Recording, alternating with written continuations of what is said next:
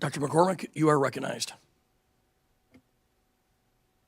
Thank you, Mr. Chair. Thank you for both being here today and a busy Friday right before we get out of town.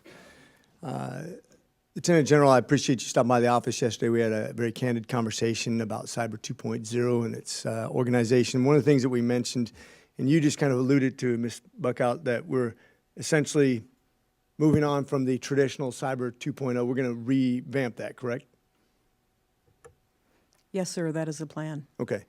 One of the things that confused me about our conversation on reflecting on it, we had a great conversation about 3 different ways we could do this as a single column, single command, kind of like we did with Space Force, either keeping it in silos like we do right now with the militaries, or tucking it back under SOCOM. Is that correct, Lieutenant General? Congressman, our OPT that evaluated based on... I would ask the gentleman to not use acronyms because most people don't know what that means. Okay. Congressman, we had a requirement from Congress, NDA Section 1533, to analyze the force presentation model for the cyber force. We developed a operational planning team from Cybercom and across the Department of Defense in order to look at 3 models. So I got to be concise here because I have 3.5 minutes. Okay. So I need you to keep your this is not our typical brief. We got to be quick for me. So Congressman, we analyzed 3 models: status quo, Yeah. a SOCOM-like model, and the creation of a cyber force. Which one's your preference? Our preference was the SOCOM-like model. The problem I have with that one, and this goes to the point of what I was worried about. If we talk about what SOCOM is and the different services, the special operations capable people, the operations, there's a difference between operational command and tactical command, correct? Correct. Okay. I just wanted to make sure that when we talk about SOCOM, responsible for building and special operations forces, but geographical component commanders have operational command over them, correct?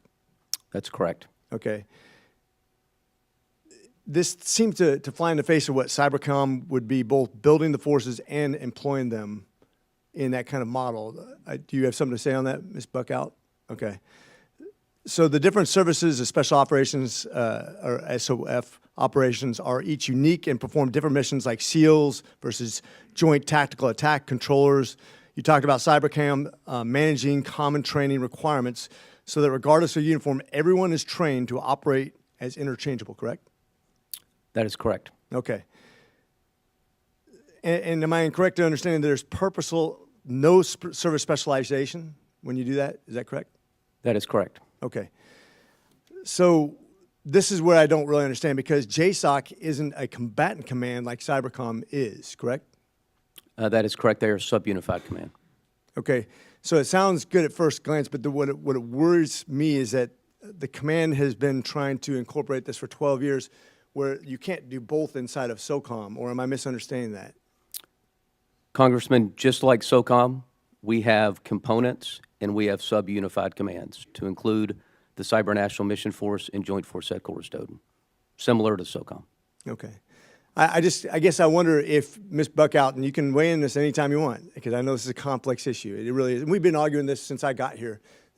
We're going on 2.5 years, and they were arguing it way before I ever got here.